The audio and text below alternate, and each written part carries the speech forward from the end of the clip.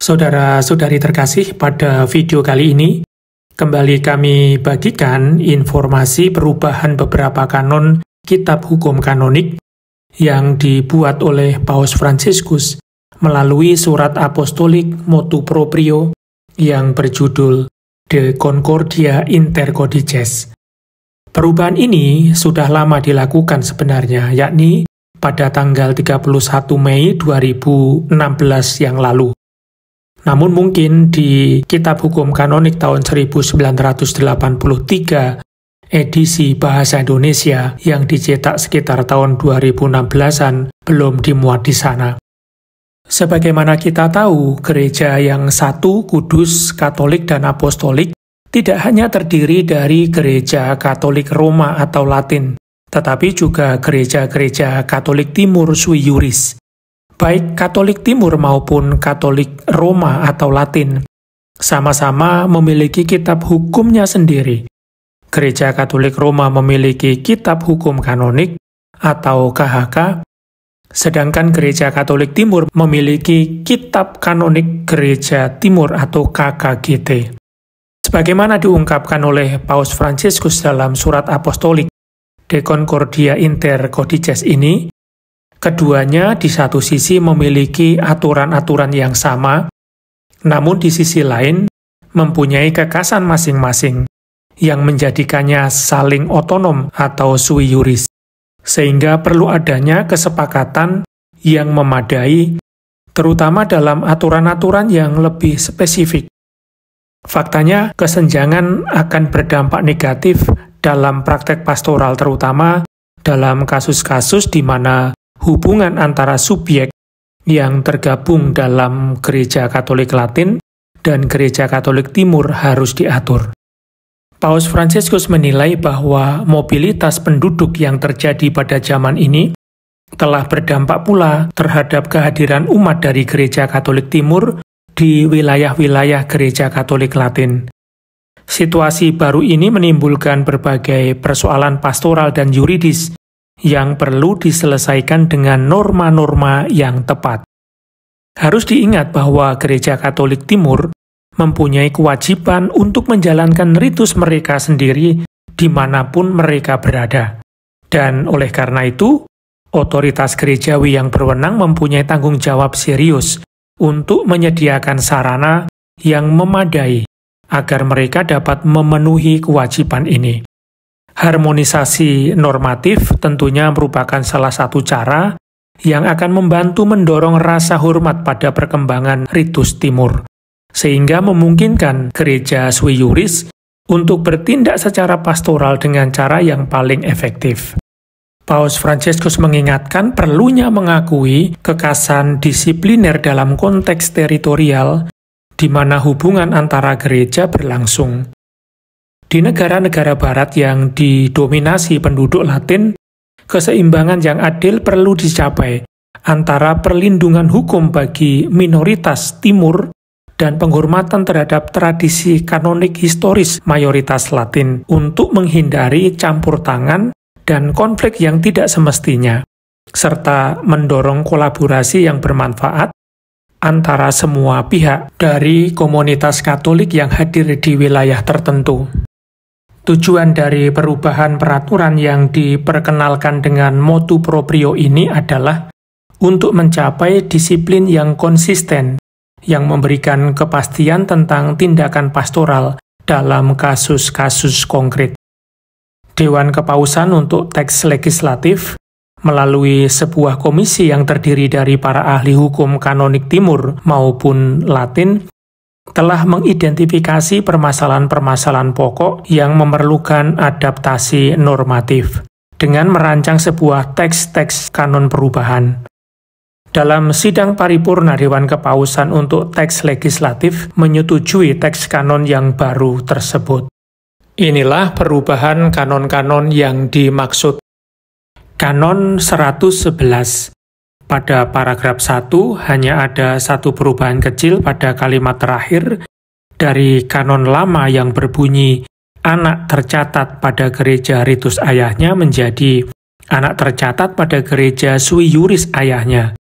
Jadi perubahannya terletak pada satu kata, dari kata ritus menjadi kata sui juris. Sedangkan paragraf 2 di kanon yang lama menjadi paragraf 3 di kanon yang baru. Lalu paragraf 2 ditambahkan rumusan sebagai berikut.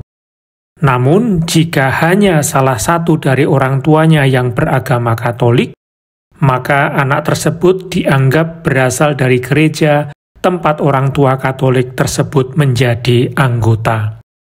Perubahan berikutnya adalah kanon 112. Pada paragraf pertama hanya berubah satu kata dari kata anggota gereja ritus lain menjadi anggota gereja sui juris.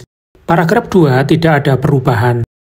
Lalu paragraf 3 merupakan paragraf baru yang berbunyi, setiap perpindahan ke gereja sui juris berlaku sejak saat pernyataan itu dibuat di hadapan ordinaris wilayah dari gereja yang sama atau pastor paroki atau imam yang diutus oleh salah satu dari mereka dan 2 orang saksi, kecuali ada reskrip dari tahta apostolik yang menentukan lain, dan dicatat di dalam buku baptis.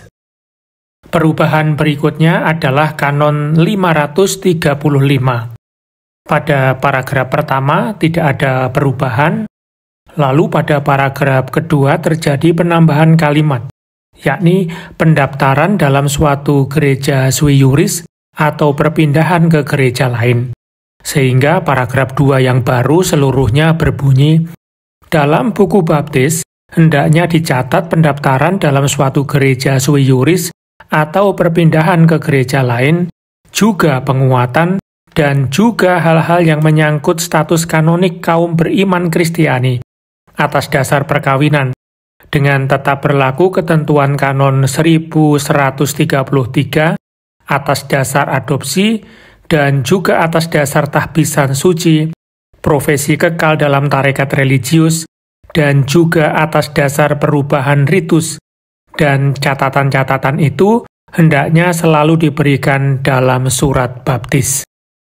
Lalu paragraf 3-5 tidak ada perubahan.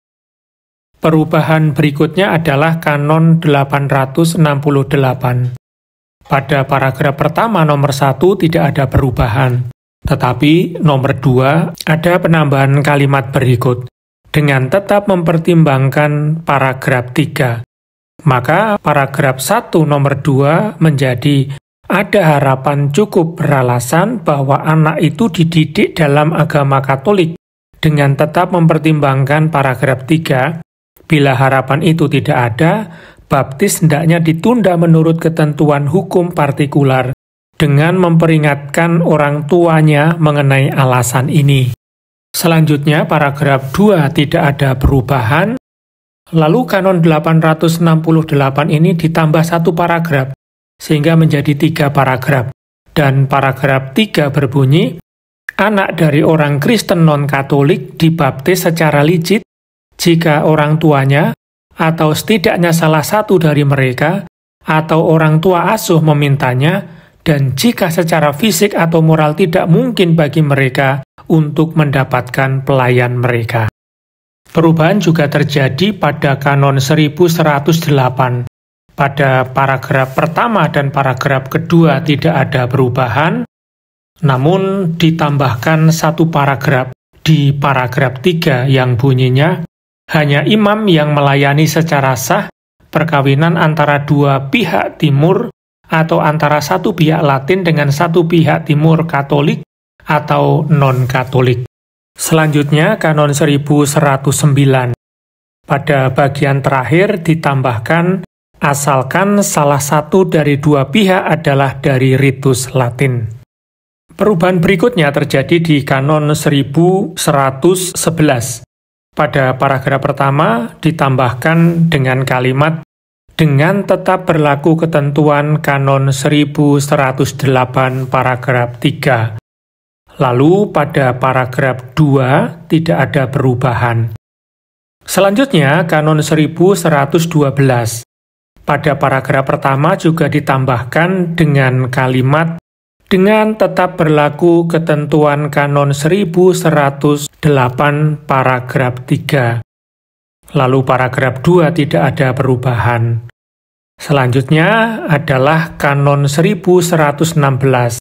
Paragraf pertama tidak ada perubahan, paragraf 2 tidak ada perubahan, lalu ditambahkan satu paragraf, yakni paragraf 3, yang bunyinya, selain apa yang ditetapkan dalam paragraf 1 nomor 1 dan 2, ordinaris wilayah dapat memberikan fakultas kepada imam Katolik manapun untuk memberkati perkawinan umat Kristiani gereja-gereja timur yang tidak berada dalam persekutuan penuh dengan gereja Katolik. Jika mereka secara spontan memintanya, dan dengan syarat tidak ada sesuatu pun yang menghalangi keabsahan dan kelayakan perkawinan tersebut, imam yang bersangkutan, namun setelah penuh kehati-hatian, hendaknya memberitahu otoritas yang berwenang dari gereja non-Katolik yang bersangkutan mengenai masalah tersebut.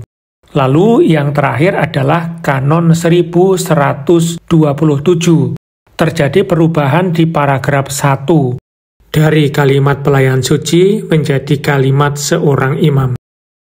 Maka Kanon 1127 paragraf 1 ini bunyinya menjadi mengenai tata peneguhan yang harus digunakan dalam perkawinan campur hendaknya ditepati ketentuan-ketentuan Kanon 1108.